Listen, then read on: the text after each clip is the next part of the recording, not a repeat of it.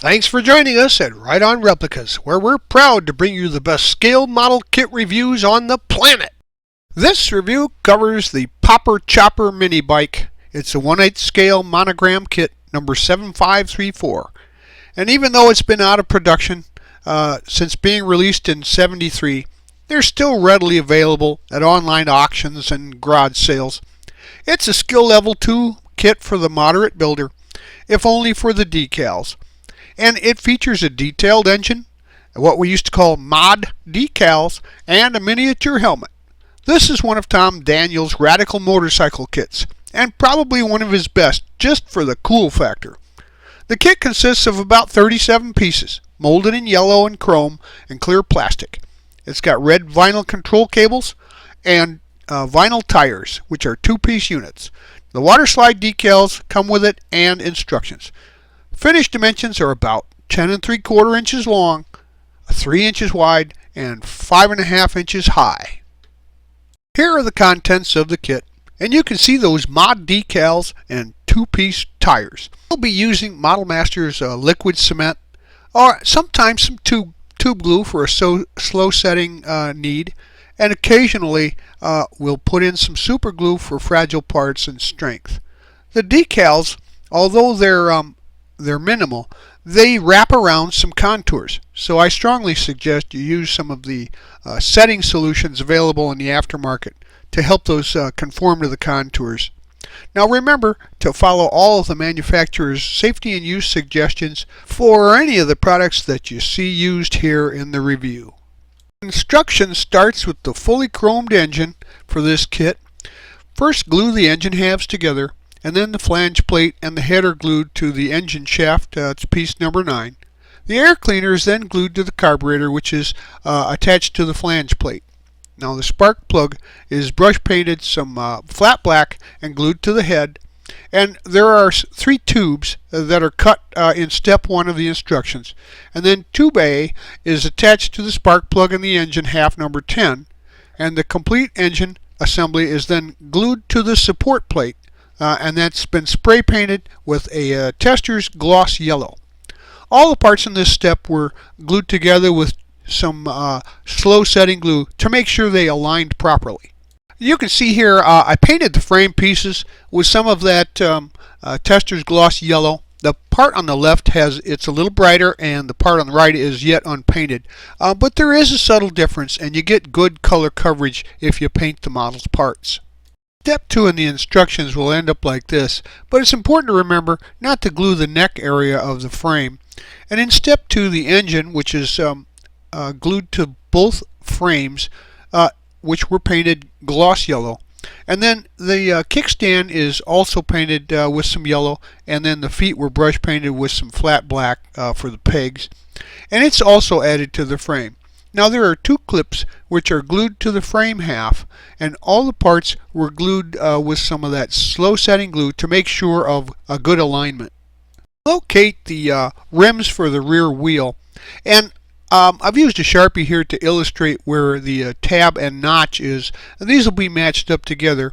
So assemble the rear tire and insert and glue the rim halves together in there. And then I painted the chain here with some metallic gunmetal, and then we're going to assemble this next. So go ahead and pry the back end parts there apart a little bit, and then slip the chain drive and tire unit into place. You probably won't even need to use some glue, but you can glue that into position if you like. Now get the rims out for the front. And they also have notches on the insides that will be mated together when you glue them around the tire. So assemble the tire and then glue the rims into place. So now we'll assemble this front fork and wheel assembly. And this is step 4 in the instructions.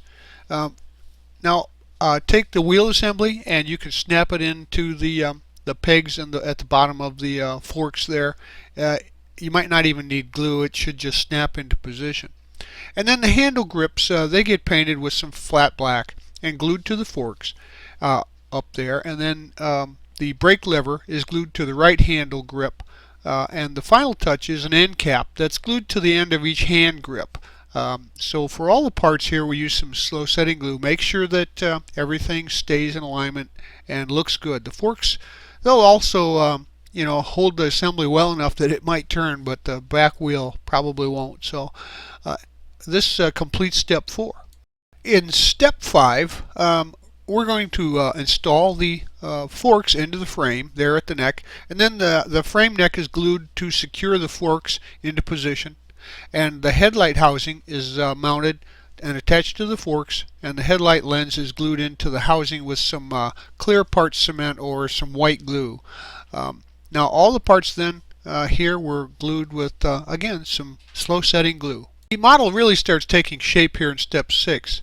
The fuel tank, which is the upper half of the tank and the lower half, and then the tube B and the fuel cap are assembled and then glued to the frame.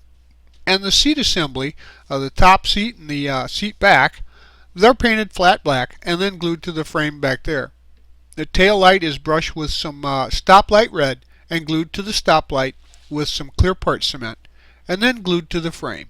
And the headrest is just brush painted some flat black also, and glued to the headrest plate and then glued to the frame back there too. The rear fender was spray painted with the gloss yellow and then inserted into the frame halves. All the parts were glued together with some Model Master cement, but if you find an area that you think needs a little extra strength, use some super glue. So our final construction adds the finishing touches to the mini bike.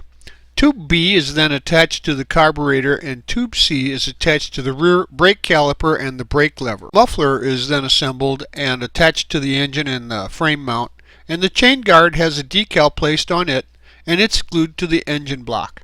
The foot pegs are brush painted with some flat black and glued to the frame, and the fuel tank decals are placed on the tank. And even though they're not really mentioned in the instructions, they add to the authenticity of the model. So all the parts were glued together with slow glue, and you can see here a picture from the top side that shows the fuel tank decals there, which really make for a much better looking model. And here's that helmet, which is a nice touch. As you can see, it was painted with the gloss yellow and then detailed on the interior with some flat black for the padding, and finally a Sharpie was used around the rim there to indicate beading. And after that was all dry, the decals were applied, and here's where that setting solution will really come in handy, because it's quite a curve for this decal to wrap around. So that finishes construction. Well, there you have it. That's another great Tom Daniel kit in the books, and if you add a little detailing to it, you could make it even stand out even more. You might say you can really put some emphasis on the highlighting, etc., and make this popper pop. So there were no construction issues. Everything fit together properly as it should. Just a little flash cleanup.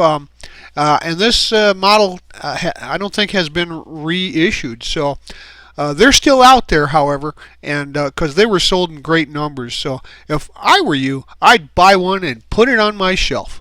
We hope you like this premium step-by-step model kit review, and so that you don't miss any more, please subscribe to our YouTube channel.